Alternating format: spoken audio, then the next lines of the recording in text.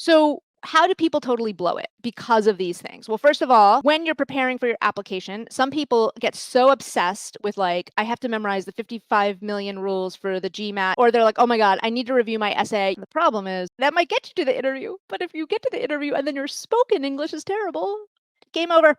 How do people blow it when they don't actually speak like a human? This sort of runs the gamut of like some people are either like insanely arrogant, like, look at me, I am so smart and I am so brilliant. Like, you are so lucky that you are getting a chance to interview me. And I think other people aren't actually that arrogant, but they think that in order to impress the person, I have to impress. It's my business school interview. I must impress them. Ergo, I must radiate a certain level of competence. And like, no, don't do it. And then also on the other side, people get painfully nervous. I've done interviews with people where I love the story on paper and I get them on Zoom and they're like, hi, yeah, hi, how's it? Oh yeah, hi, Hinton. Oh yeah, so I work at PayPal and yeah, uh-huh. Right? And you're like, "Oh my God." And I get it, right? It's a high stakes. I'm not gonna pretend that the interview is super important. It's a high stakes conversation. But it's also not like the last high stakes conversation you're ever gonna have. And so if you show up and you're like, "Oh God, I can't even handle the pressure of anything, and I'm just gonna," like, wee, bad news. Another way that people don't sound like humans in their interviews is they try to memorize their answers as if though this were a Shakespearean play and you were giving a monologue from Hamlet. Don't memorize your answers.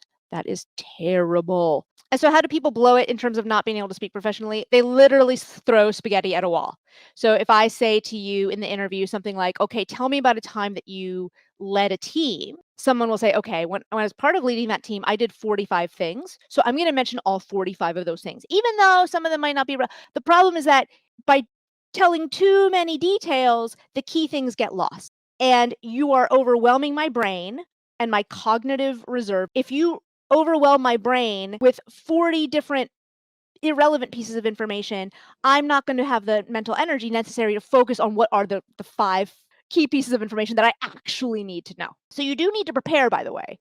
I'm just saying don't over prepare so that you don't memorize. So how do people blow it when I want to know, is this person for real?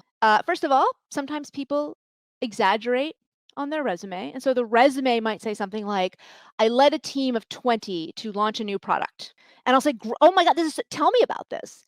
Where was the team distributed? Were they all over the world? Were they just, okay, they were just in your, okay. So then how was that? How did that, like, weren't there a lot of politics involved with that? And then it's really easy from a skilled interviewer to figure out if you were telling the truth or not. So that's a problem.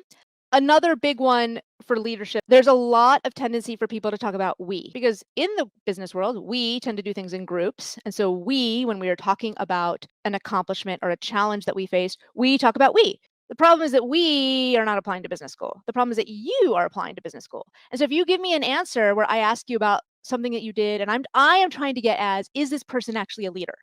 Right? If we look over here, like, that's what I want to find out. Is this person actually a leader? So if I ask you a question about some sort of leadership experience and you talk about we all the way home, I can't tell what you did.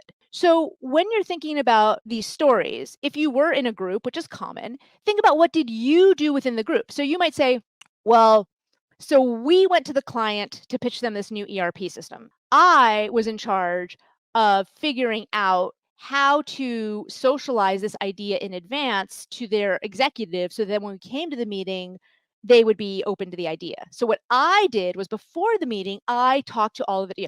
So make sure that it's clear what you did because you're the one applying. Another one in terms of moving more to this, is this person for real in terms of do they really live our values? You need to know what a school's culture is. So just off the bat, if you're scrambling for something, just highlight how supportive you are, how collaborative you are, how nice you are, how kind and empathetic you are. And most schools have that as their core value.